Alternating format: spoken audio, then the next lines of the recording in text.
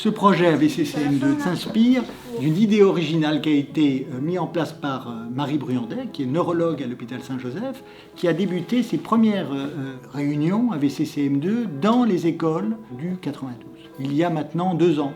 Nous, on a repris l'idée.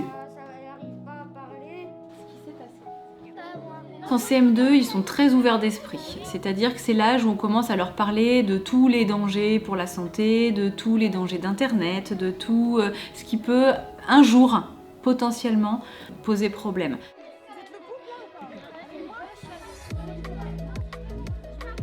L'AVC en France, c'est un AVC toutes les 4 minutes. 140 000 AVC par an en France. Et dans les Yvelines, c'est environ 2500 à 3000 AVC, soit à peu près 3 à 4 AVC par jour. Il y a le papa qui est avec sa fille, la maman n'est pas là, et d'un seul coup, papa fait un AVC.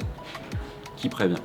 Et si l'enfant n'est pas formé, il ne sait pas reconnaître les signes, il ne sait pas quoi faire, il ne sait pas qu'il faut appeler le 15, qui va le faire? C'était tout d'abord un moment tous ensemble en groupe où on a pu exposer ce que c'était que l'AVC, les symptômes. Le sang va faire éruption à l'intérieur de la lumière du vaisseau et il va se former un petit caillot qui soit bouche le vaisseau complètement, soit il ne le bouge pas complètement mais il va un peu s'effriter et partir plus haut puisque vous savez que le sang va remonter là-haut et atteindre une petite zone du cerveau qui va moins bien être oxygénée et du coup vous allez voir quelque chose en face de vous, le patient qui ne va pas. La première cause d'accident vasculaire du sujet jeune, l'homme, c'est toxique. Première cause. Donc tabac, cannabis, alcool. On vous explique ce qui peut se passer, ça ne veut pas dire que tous on va avoir la pression qui augmente, que tous on va avoir un AVC, que tous on va avoir un problème. Plus on est âgé, plus on a un risque de faire un accident vasculaire.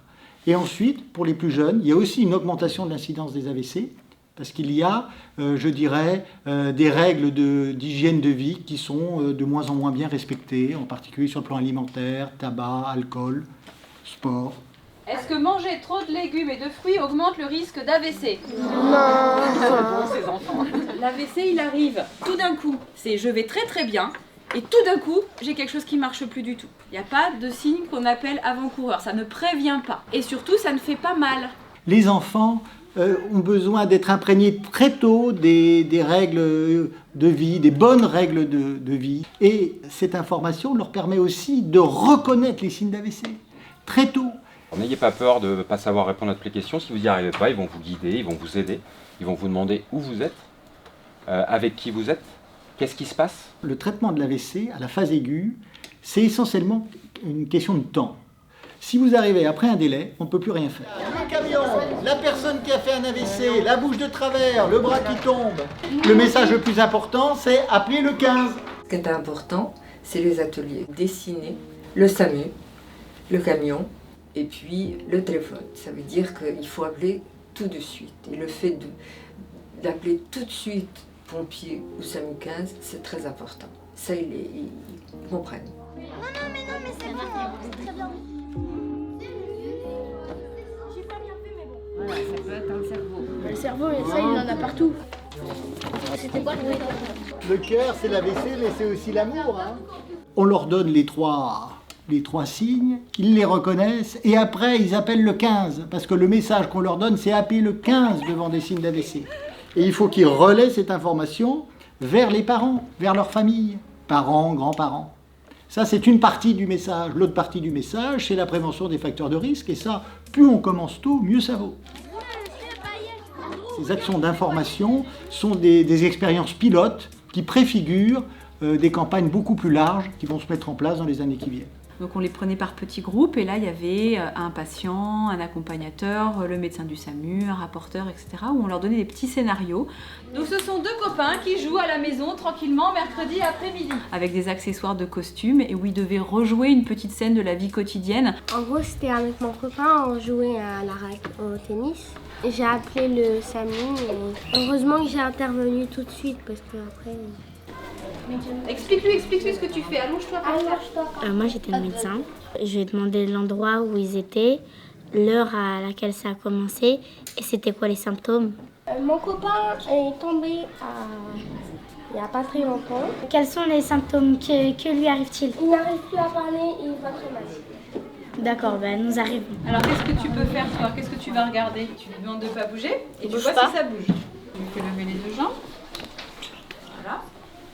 Pour l'instant, nous recevons environ 2 patients dans notre service par jour atteints d'AVC et nous avons une filière d'environ 1000 patients par an. Il va lire que ce côté-là, donc ça va vouloir rien dire du tout. Donc vous allez lui dire eh oh, qu'est-ce que tu racontes? On comprend rien, nous. On est actifs là-dessus, sur la baisse du handicap avec les traitements de phase aiguë et bien entendu sur la prévention.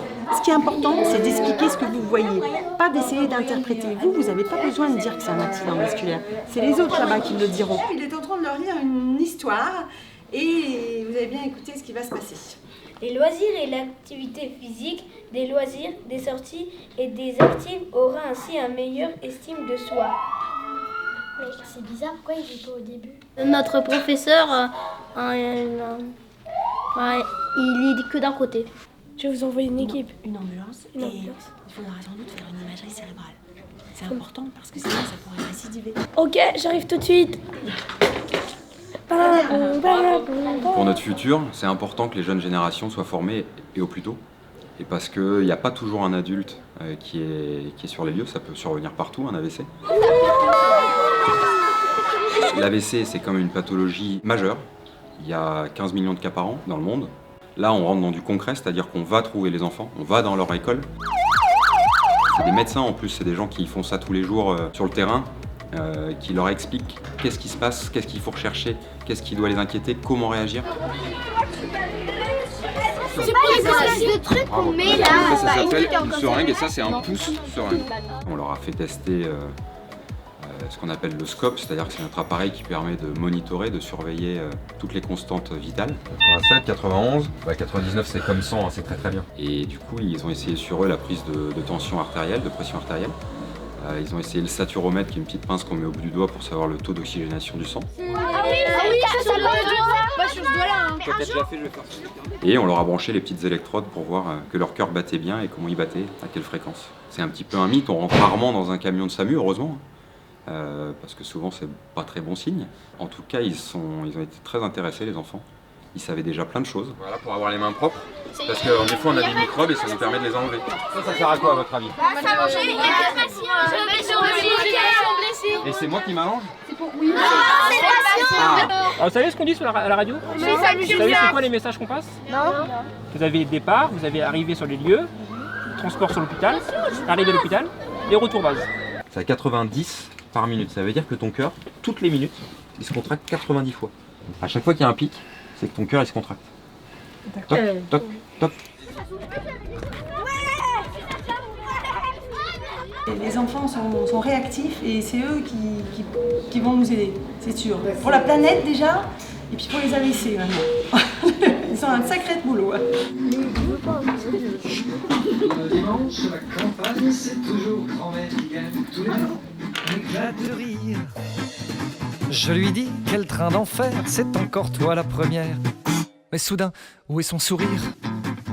Son visage se fige à moitié, se paralyse. Alors je réalise. Vite, appelle vite. Quand le visage est paralysé, vite, un seul signe suffit. En urgence, appelle le 15 et dis AVC. Allez, je vais vous redonner vos petits diplômes parce que vous avez bien travaillé. Evan? Qu'est-ce que tu as retenu de cette matinée sur les AVC?